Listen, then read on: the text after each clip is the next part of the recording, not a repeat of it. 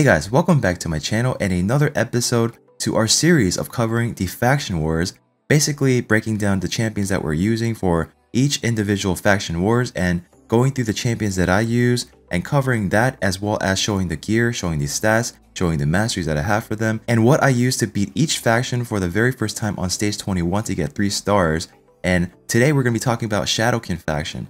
Now Shadowkin faction is definitely one of my favorite factions because I mean, ninja, it's really cool. The theme of it, well, I don't mean the ninja character, he's really cool too, but I'm talking about like the whole theme of the samurai, the ninja, like that whole like, you know, Shadowkin, I don't know.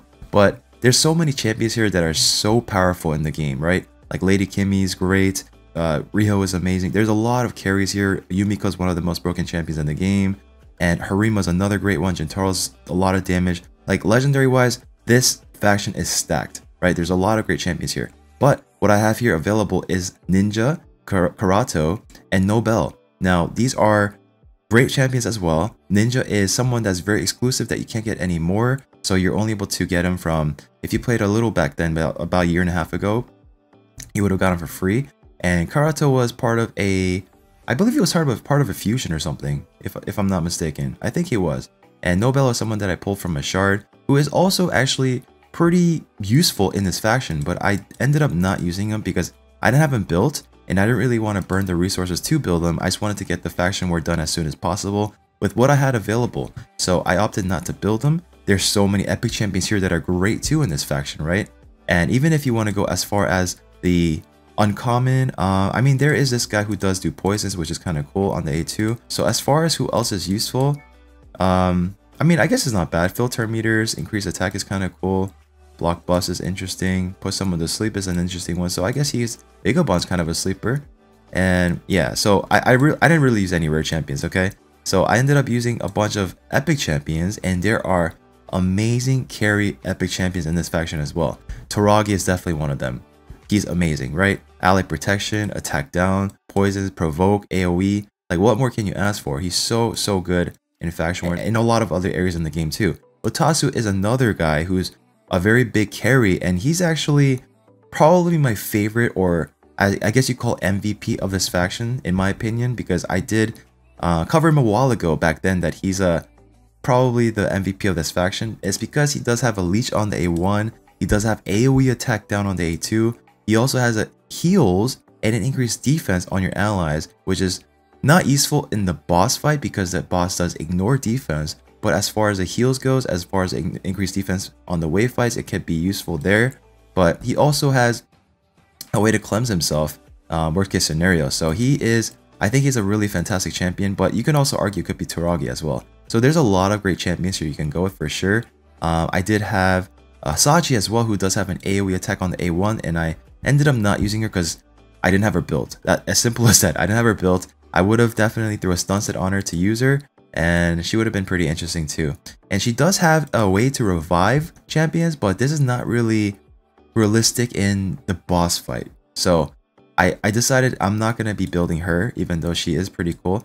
And there's a lot of other great champions too. Burinjiri is another one that you could argue is a MVP, right? AoE stun, he does have strengthen, he does have provoke on the A1. Amazing champion. If I had him, I definitely would have used him for sure.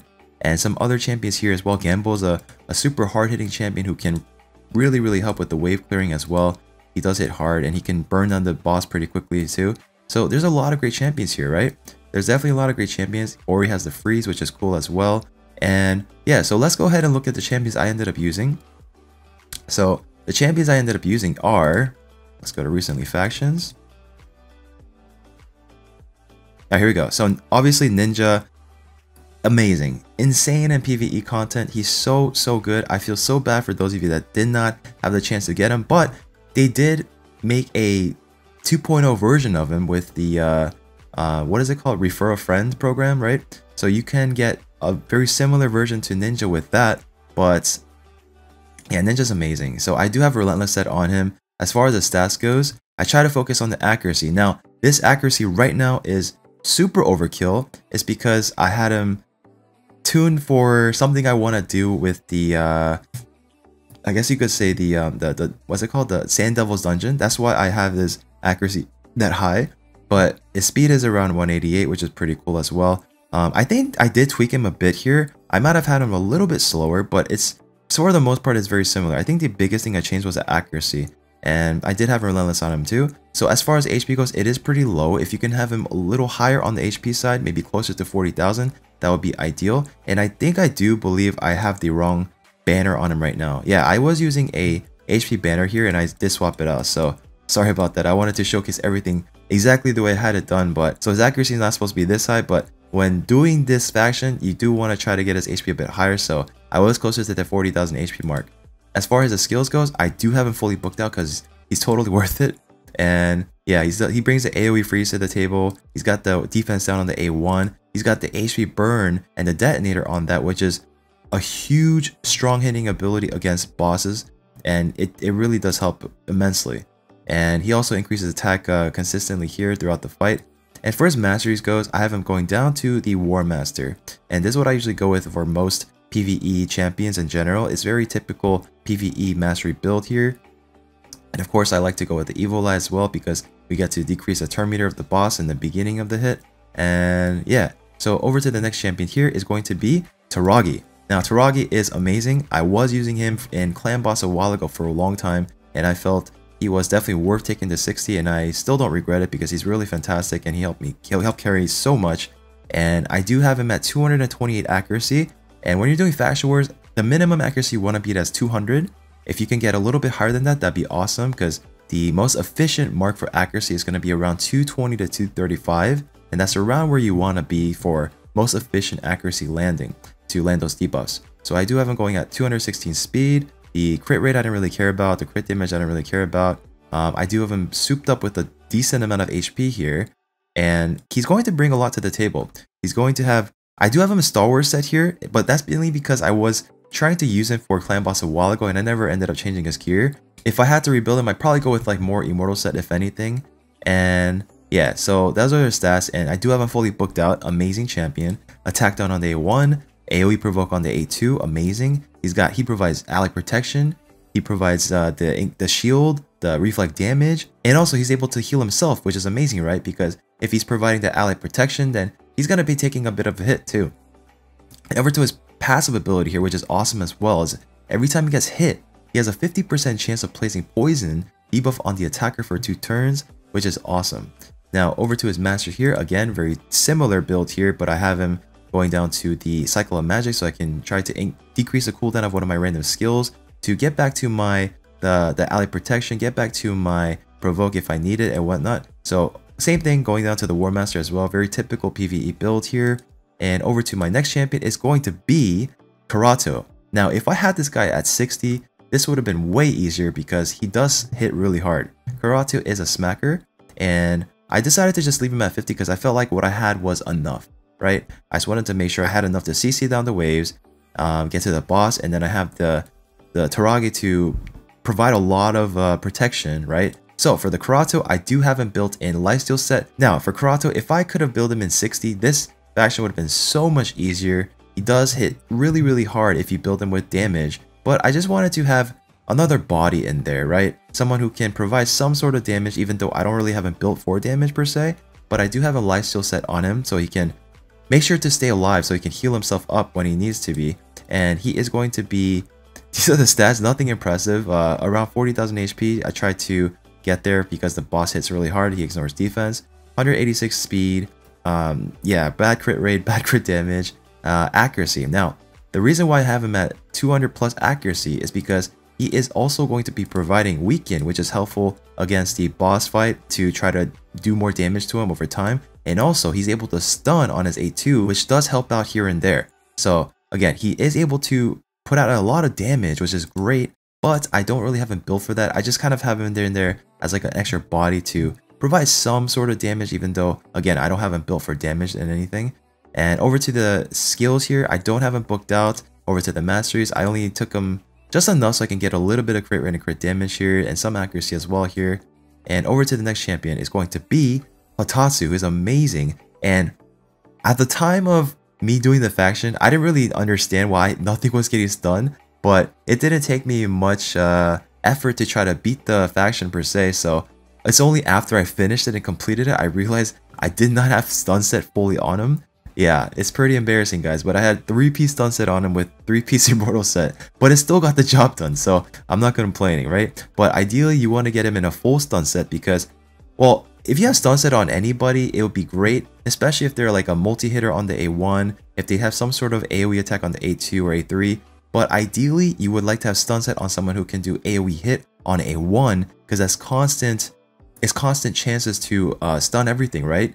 So yeah, I opted to just put him in stun set because I wanted him to be that candidate or that person to do these stuns, because again, he does have well, I guess for him he has a one hit on the A1, but he does have an AoE on the A2, which is what I was kind of just, okay, I guess I'll just pick him to be the one to wear stun set. But again, I didn't have stun set activated here, as you can see clearly. Very embarrassing, but it is what it is. It still worked out. So again, if you re-gear him and have him in stun set, I have him above 40k HP. Defense, I try to get him some defense where I can. 182 speed. Crit rate I didn't worry about. Crit damage I didn't worry about. I didn't really have him in there for damage. Above 200 accuracy if you can. And yeah, so again, stun set. Make sure somebody has stun set on them if you can, because it helps out with the waves a lot. But as you can see, I did not need it. And over to the skills here, I felt like he was definitely worth booking out, even though he's super expensive. Really expensive to book out, but I wanted to make sure I can get this done, because I think I did try it out once or twice without him booked, and I was like, okay, I think I definitely need him booked, because I wanted to make sure I can wrap back around to my abilities and have the best chance to possibly land the leech on the boss. But again, he ignores defense, he's putting out a lot of damage. I want to make sure I can try to heal up when I can, and also get back to my AoE attack ability and buff up the percentages here too. So that's why I decided to book him. And over to the Masteries, again similar to the Karato, just enough so I can get a little bit of damage here, and then enough for a little bit more accuracy there. And I would say if you can take him to 60, he'd be kind of cool. He is solid for like a clan boss even, because he does have the attack down on the A1. But yeah, pretty solid champion. I do like him, but I was so depleted on resources. I just couldn't afford to take him to 6-star, because obviously if you have everybody at level 60 6-star, then of course every faction is a lot easier. But we got it done with 3 level 50s, which is just enough, right? Alright, so it's over to our next champion here. Now, I picked this champion because she has a very, very unique ability that a lot of the champions in this faction do not have. And that's going to be the biggest key in most faction wars. Can you guess what it is, guys, before I show you?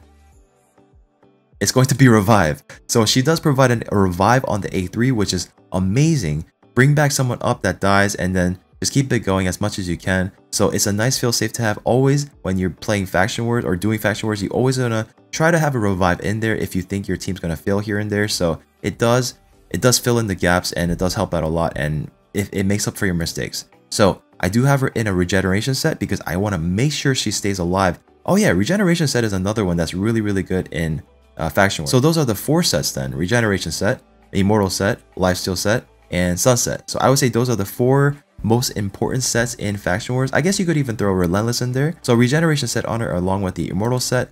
And for the stats here, we have 43,000. I tried to beef her up as much as I could.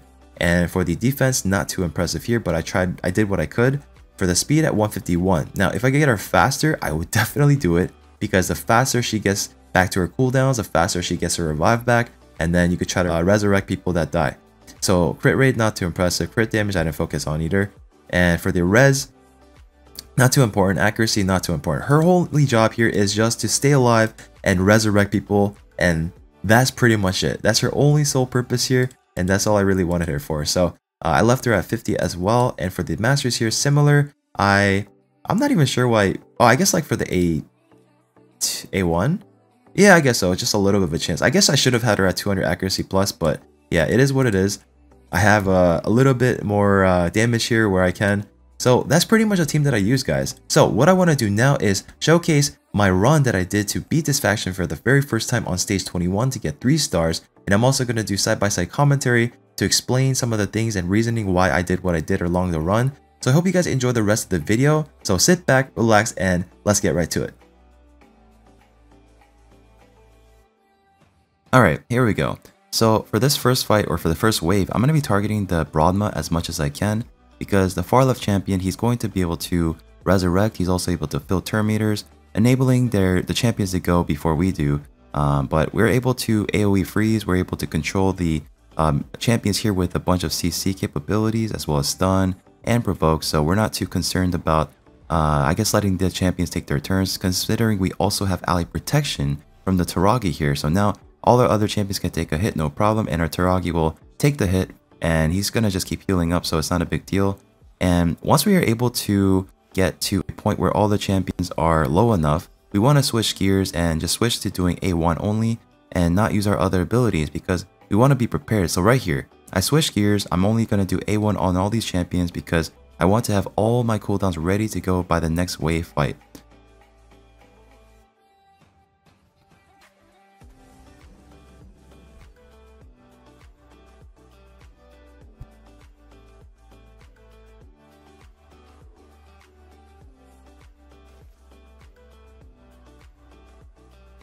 Alright, now we're over to our next fight here, and now there are a couple of champions you want to look out for. The Maneater on the second side, he's going to be able to put up a unkillable buff on everybody as well as an immunity buff, which will mean we won't be able to CC anybody, we won't be able to use any debuffs on anybody, and he's going to be the primary target here. But another one you also want to look out for is the Steel Skull in the middle, who's going to be able to cleanse and also heal their other champions. So those are probably the two primaries you're going to be looking out for. The Draco Morph is able to put an AoE defense on weaken on you as well, but it's not too much of a big deal as far as people you want to be targeting first. So the Maneater and the Steel Skull are the two primaries. The Norog I'm not too concerned about because he's hard to CC anyways because he has a self-cleanse ability. And the far right one is also a damage dealer who is someone you do want to take care of later, but first the primary is going to be Maneater and Steel Skull.